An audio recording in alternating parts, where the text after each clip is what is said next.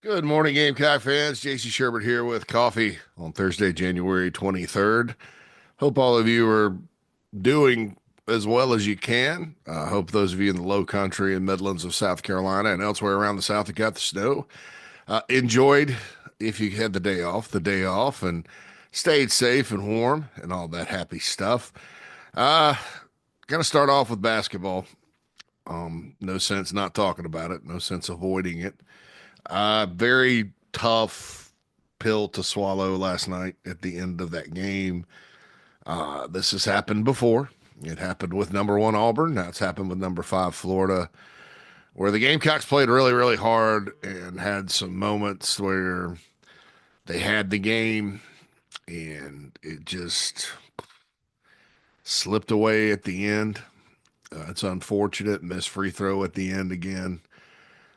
Turnovers. I, I look, I, I think that the pace of play, like I've talked about, and playing the game in the manner in which this team's going to be able to compete, without Jamari Thomas, is correct. I think that that's been obvious. They've been more competitive against the SEC teams, and they haven't had you know some of the. I mean, it just looks more like a Lamont Paris team, and boy, it did for a long time last night when they could get the ball at the court and when they weren't committing turnovers, extra passes. Zach Davis. I probably should talk about how underwhelming he is more often. I doubt he listened to me or Phil or anybody else, but it seemed to spur him to one of his best games. Still made some critical mistakes at critical times, uh, but everybody did. Um, but a heck of a game. You can't fault his effort, and you see the potential. It's a matter of consistency. You have to be more consistent. And then Jacoby Wright did not have his best game at all, and continues to not. I think there's too much on him. He can't. He's not a guy that he's more of a role guy, a role player. His role last year was perfect for him. So when they get Jamari Thomas back, I mean, ball handling obviously should improve because they weren't this bad at turning it over in the backcourt. My goodness, I've rarely seen anything like that. And then the ultimate bizarre thing about it is a 1 point game against between a winless team in the SEC that's in last place now and the number five team in the country. Florida did not play well. I mean, but with a lot of your college basketball wins and upsets and quality wins come when the other team does not shoot well, does not play well, is sort of lackadaisical. But you're sitting there up 52-38, and then Florida gradually starts, coming in, uh, cutting into your lead, right? And so it gets all the way down and starts to get tight, and then Zach Davis banks in a three. And this team, folks, I don't know what it is. I don't know enough as far as buttons to push if you're a coach that can get this to change. All right. And I'll tell you what I mean. This team does not handle in game success well. And they play really hard. I don't think the effort and enthusiasm wasn't there. Sloppiness with handling the ball is not really always a design of lackadaisical effort. Sometimes it is, but most of the time it isn't. It's more of a mental thing and getting overwhelmed, and sometimes you're overwhelmed athletically and skill wise. Frankly, I mean it's a combination of things. But this team, when they get in the games, when they get a lead or when they do something well, and it's happened in games they've won. That game against Presbyterian comes to mind. It was way closer than it should have been. Every time South Carolina would get up and you're like, well, they're gonna just extend it and go on and win by 20 or something. They would just let PC right back, and a lot of it was self-inflicted. Even the Clemson game that they won at the end, they had it, won once, and then again, and Clemson got right back in the game, and thankfully the Gamecocks won at the end. But there's a lot of defensive lapses, letting Hunter take a wide open three, that kind of thing. Against Auburn, same thing, couldn't score at the end. Auburn could not either, but the whole defensive effort gets one of the most gritty, tough defensive efforts, uh, and then you got to take advantage when Auburn's not shooting it well. Was ruined at the end because of two missed free throws. That obviously would have put the Gamecocks up by one. Maybe they don't win. Maybe Auburn goes down and scores, but that would have been, you know, I would have liked to have seen what would have happened had they made that. And I'm not hanging that on Nick Pringle. It could have been anybody. Zach Davis goes to the line last night. It's tied. Carolina, you hit the toast too. They're not driving to the basket to win the game. At best, they're tying it. Just a crazy good shot by the Florida player. I mean, that was great. It was elite. And then they won the game. Then I don't think Jacoby Wright took a very good shot at the end. I mean, that was 26 feet. He still had some time. Nobody threw it to Colin Murray Boyles. Colin Murray Boyles did not touch the ball enough down the stretch. Maybe they were denying him. I don't know. At some point, you just got to admit at all times the offense runs through him. But this team, and sometimes it's that too. It's like they'll get going, and then they'll come down the court, and somebody else will decide they want to get in on the action and shoot, and usually they miss it. It's sloppiness with ball handling, and it does happen. It tends to happen when these guys are up. Now, last night, I thought at the end of the first half, it was back. The Gamecocks had a lead. Florida was making a run. I was like, well, this is critical. I think Carolina right here these last 2 to 5 minutes. They need to extend the lead. They did kind of. I mean, they were up 7, and then second half they come out and build it, and you're up 14, and then it's just like, oh, okay. Did the bad habits start to rear their ugly heads? Davis banks in the 3. You're up 5, and you're like, well, there's probably you got a good shot at winning it, and then Florida obviously did what it did and won the basketball game. Credit the Gators for hanging in on a tough night and winning, but it's a bitter pill to swallow for South Carolina. I mean, this year in this league, I went through the roster and I told you guys it's tough to match up. You have to play a certain way. I'll still contend though. It was tough for that team last year athletically to match up. You had a lot of guys that fit the system, that ran the system and allowed them to win. They were tough and they knew how to win. You hear that a lot in sports, knowing how to win. This team does not know how to win, even in games that won. I go back to the Xavier game in Florida. Tough loss to North Florida to open it. You rally, you start getting good wins. You go down there. It's a chance to make a statement. You're up by what, 7.5, something like that. And then Xavier just comes out and that's it. And that was that kind of game as well, where they couldn't stand success. So I'm just it's frustrating. It's heartbreaking in a lot of ways because I think there's a lot of good people on this team. I mean, I've met most of them with various NIL events and stuff. They're not a bunch of prima donnas. They're not a bunch of guys that are selfish people, and I mean, the type of me guys that you see around college athletics these days. They've all proven at different times, or most of them have proven at different times they can play. It's just woefully inconsistent, and it's not just shooting either. I mean, there's inconsistent shooting in this sport consistently. That's the one thing you can bet on is even good teams have off night shootings, off nights shooting. I flipped my S around there. I don't know what an off night shootings are.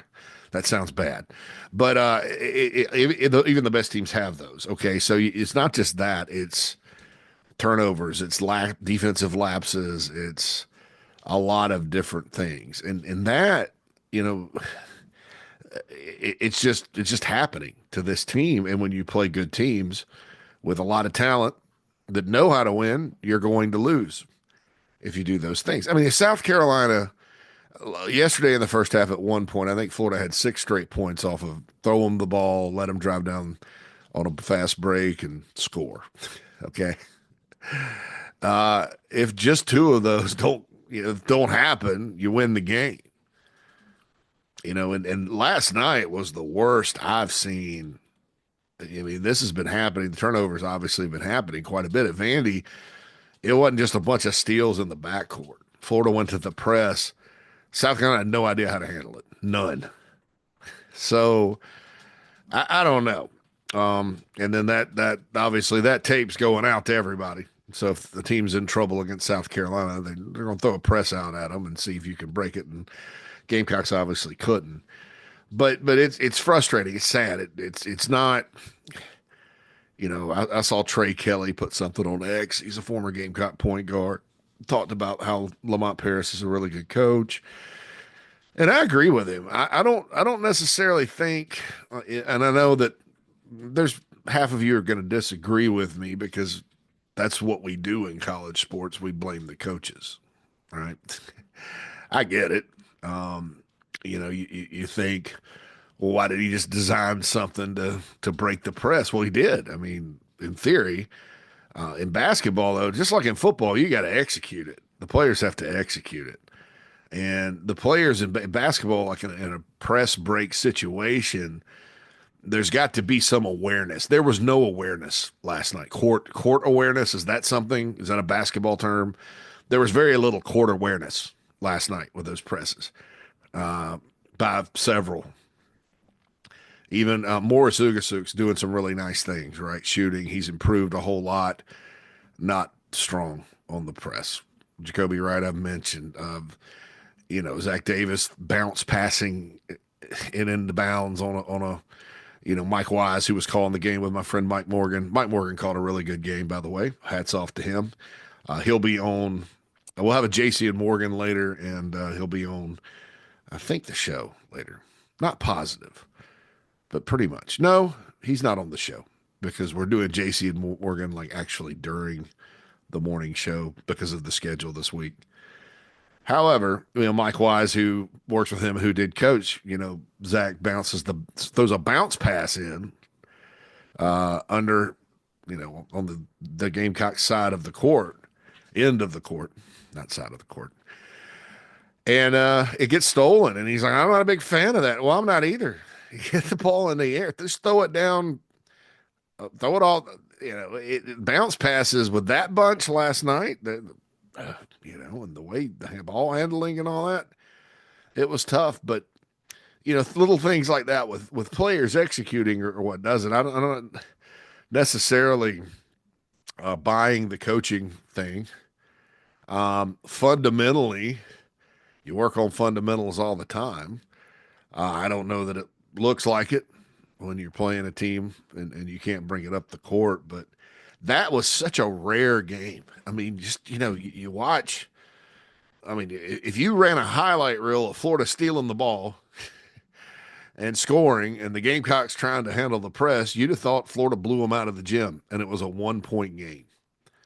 That's what's so baffling and weird about this team.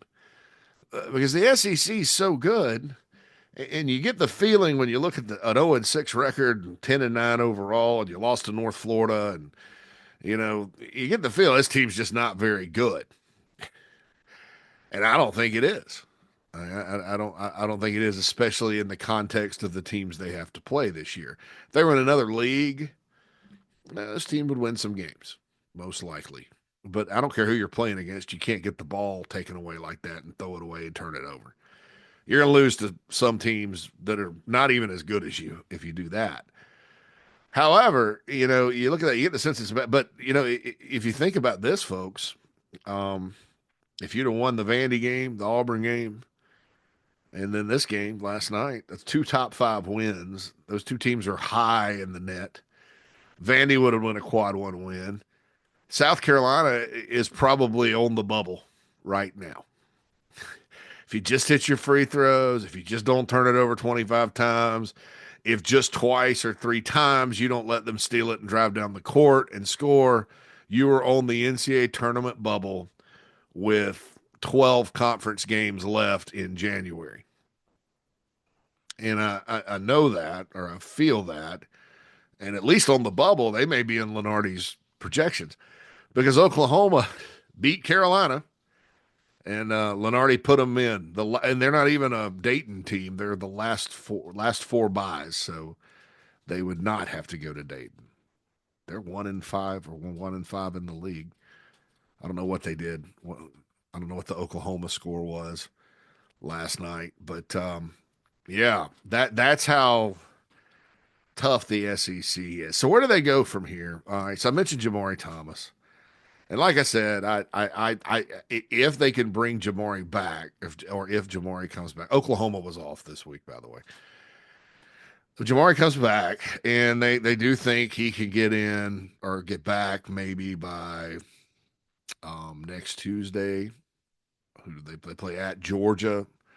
Georgia's 2-4 and is an outstanding basketball team. 2-4 in the league.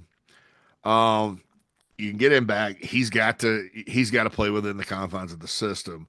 However, he's going to help with ball handling and things like that. So in other words, last night you could have really used him, and maybe I emphasized that a little too much.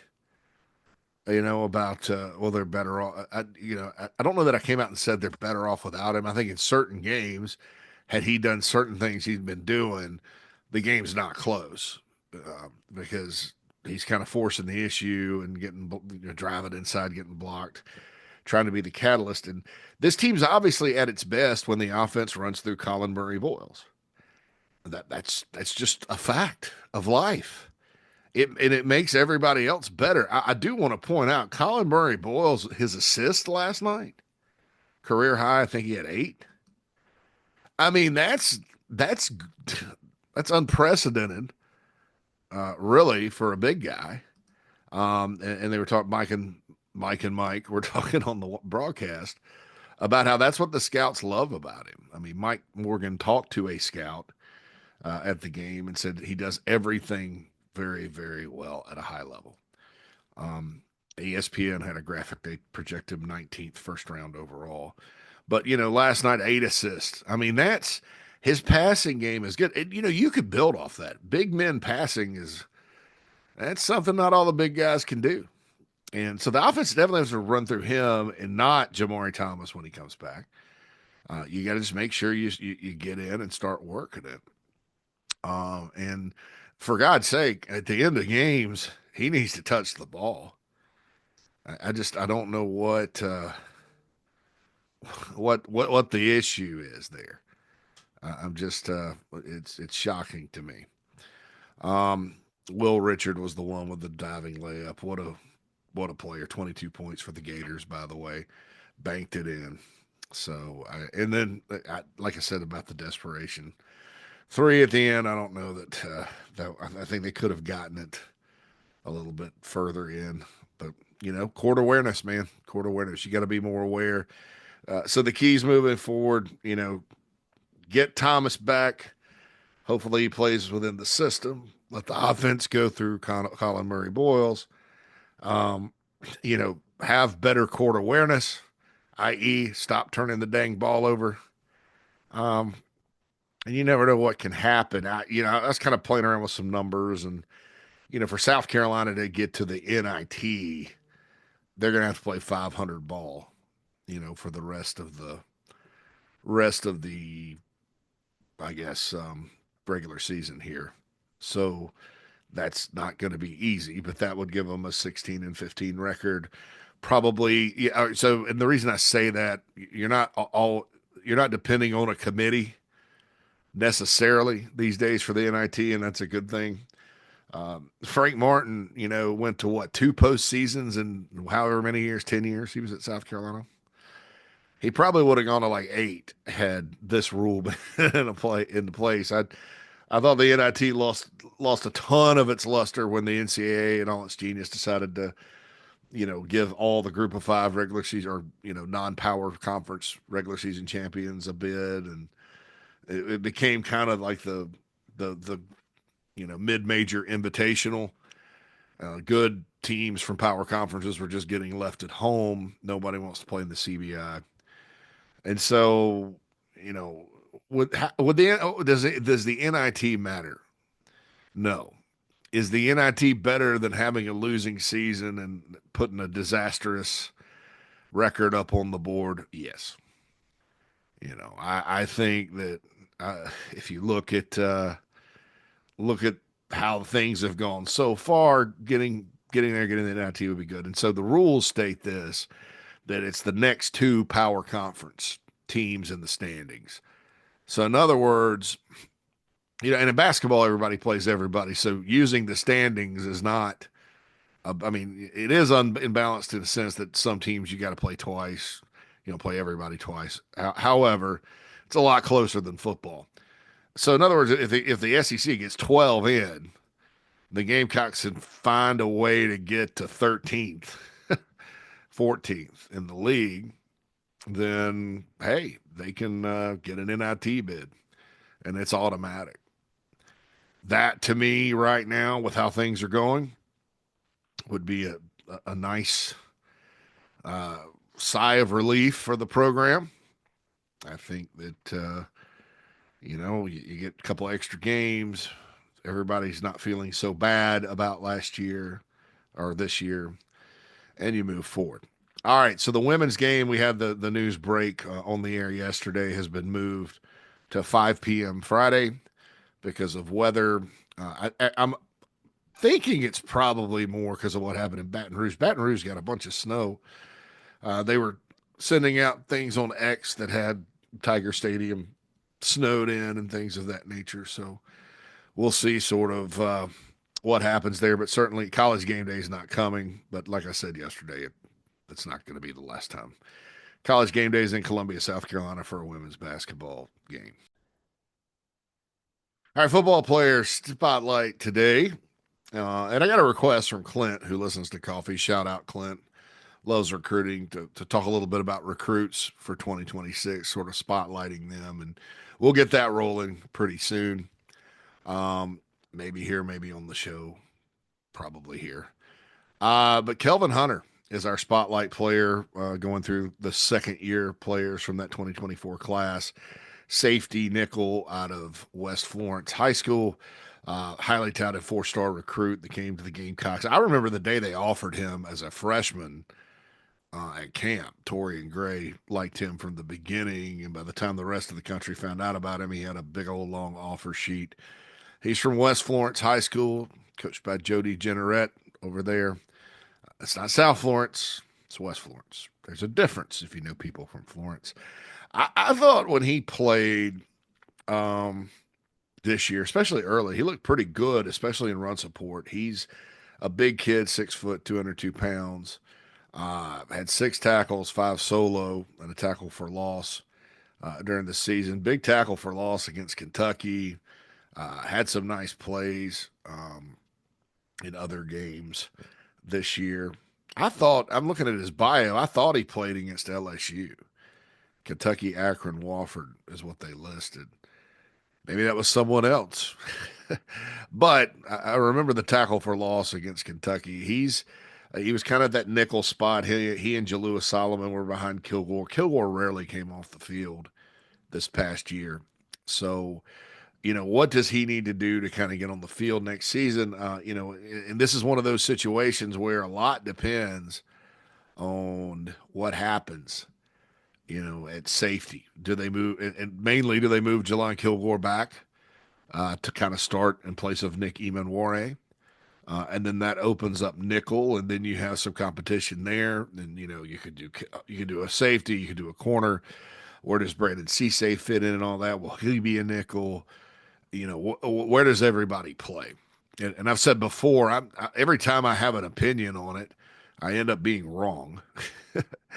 No, he's a corner, and that's just because Tori and Gray is very unique, and he's, a lot of coaches. I'm not a just trust the coaches guy across the board.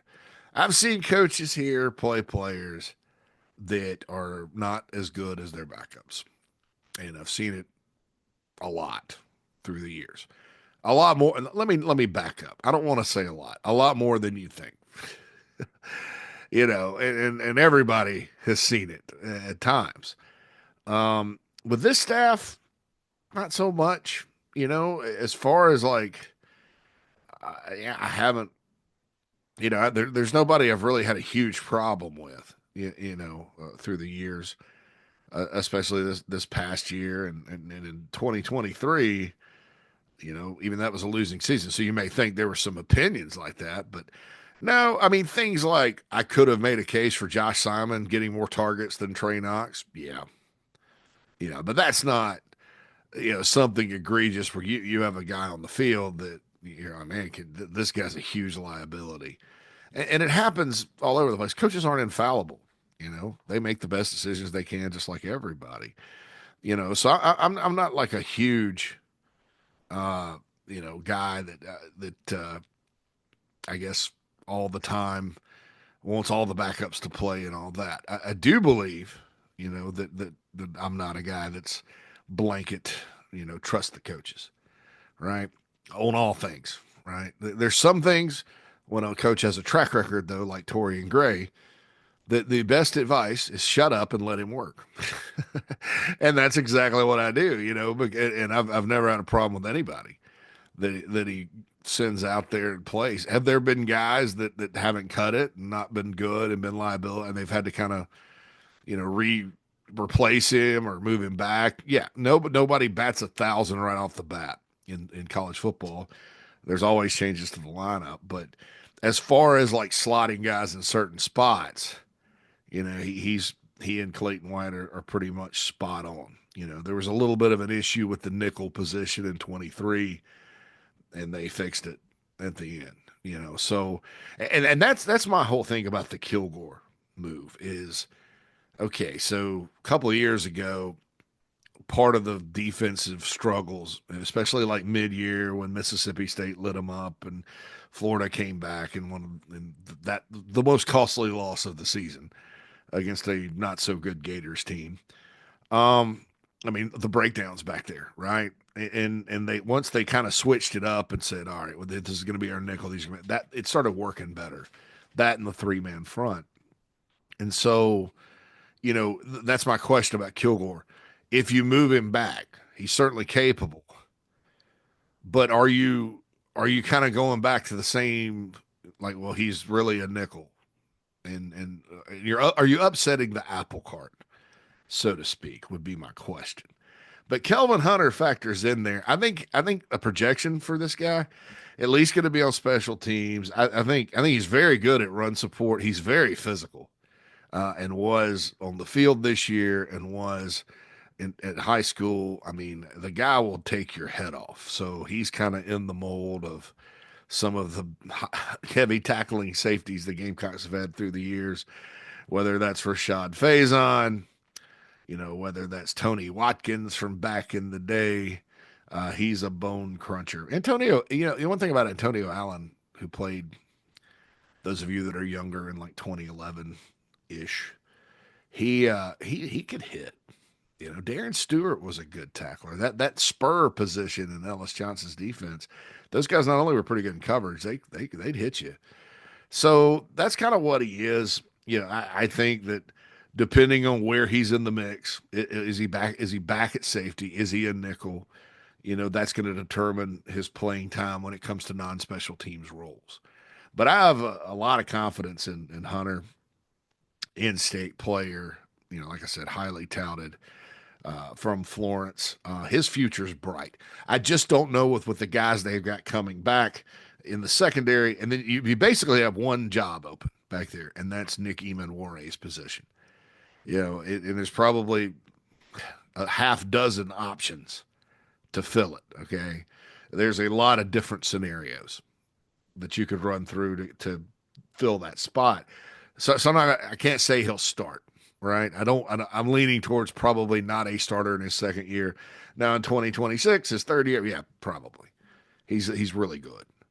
But obviously a valuable part of the team. Got that redshirt year last year, so did not play a ton of special teams, but probably could be used in that role this coming season, and his snaps on defense will increase. So there you go. There's Kelvin Hunter from Florence, South Carolina, as we continue to work our way through the what ifs when it comes to the 2025 Gamecock college football season. ESPN has their top 100 players out for the season. The football season recently completed.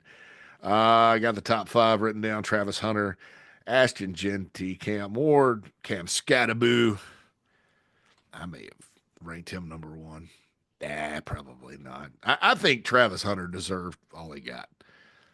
Everybody, what do they call it now? Greased. The kids say if you're like kissing up to somebody, they say you're greasing somebody. Everybody greased Charles Woodson back in the day because he caught a couple of passes. Uh, he didn't do what Travis Hunter did. Nobody really has. And the guy I loved. I mean, we talk about who loves football, who doesn't. Travis Hunter, to me, epitomizes loving football. Every reason in the world to opt out and do this, do that. He's out there in the Alamo Bowl. They're getting their butts kicked. He's playing his butt off. I love that guy as far as a football player goes. I think he's got a bright future. And, you know, Coach Prime and Shador, the Sanders family, they owe him a lot because he's an absolute stud. So he was number one, well deserving. Scattaboo fourth. Like I said, Jeremiah Smith, the freshman receiver from Ohio State, was fifth. As far as the Gamecocks go, Kyle Kennard was in the top 10. He was number 10. Interested to see where Kyle Kennard ends up getting drafted. All right, that's going to do it for coffee this morning. Appreciate you guys listening. Hang in there. I mean, it's hard to say hang in there with a basketball team because the record's ugly and you don't see any wins on the schedule. But like I said, it with teams like this that have these losses, it goes one way or the other. And that's what was quite frankly impressive about the football season. I mean, you're sitting there at 1-3 in the league. You've lost to LSU by 3, where you were robbed. And you've lost to Alabama by 2, where and at the time it would have been an enormous upset. That was before Bama lost to Vandy. If you do like two things better, you win that game in Tuscaloosa. And then you had the stinker against Ole Miss, where, frankly, if it weren't for some mistakes early, you may have been more competitive in that one. You have 30 something new players. And they decided, hey, we're not going to take this anymore. We're going to go get out there and do it. Now, the football team to me was more capable. The football team, it was never like there's no players, there's no talent, they don't match up. There's going to be matchup problems for this team athletically, talent wise, night in and night out in the SEC. But like I said before, it was last year. I mean, they're if they do what they're coached to do, they're close. It's just, again, awareness and those things I listed earlier. So hang in there. I think that, I think at some point, like I said, it goes one of two ways. Either they circle the drain and these scores aren't close anymore, and we're all sitting there, oh, you remember that day that the Gamecocks should have beaten Florida and Auburn? Yeah, that's not the same team. It's called mailing it in. Or they start the tables start to turn. I think the next inflection point, if you can call it that, besides beating Mississippi State this weekend, which would be great. A lot of people are going to that game because of football. Don't forget the Garnet Trust meet and greet. If you're a Garnet Trust member, between 3 and 5 at Thirsty Fellow. Afterward, you get to meet the transfer portal players. You get to meet the incoming freshmen. It's going to be a big time. They're getting introduced. So there's football reasons to go. So barring a win, it's getting Thomas back. And Whittle reported earlier he doesn't think Thomas will be back from Mississippi State. It could happen. Mike last night on the broadcast said Tuesday at Georgia is what they're hoping for. And so what happens then? That's the next thing. Did this team gel within the system enough, and did Thomas watch enough to go, okay, this is what we need to do? And then does he help with that ball handling situation? Maybe, maybe not. Who knows? JC Shurburtt here, signing off. Be sure to hit subscribe on this YouTube channel. We'll be back with Inside the Gamecocks, the morning show this morning with JB. There'll be a JC and Morgan simultaneously, so you may just want to catch that on the video if you like JC and Morgan. And then Inside the Gamecocks, the show with Mad Dog and myself from 12 to 2 right here, Chief Sports, South Carolina. Be sure to visit thebigspur.com. If you're listening on podcast, be sure to go rate this 5 stars, the Inside the Gamecocks channel. And any more housekeeping? Nope, that's it. I'm going to go have actual coffee now. And I hope you guys have a wonderful Thursday. Holla at you soon.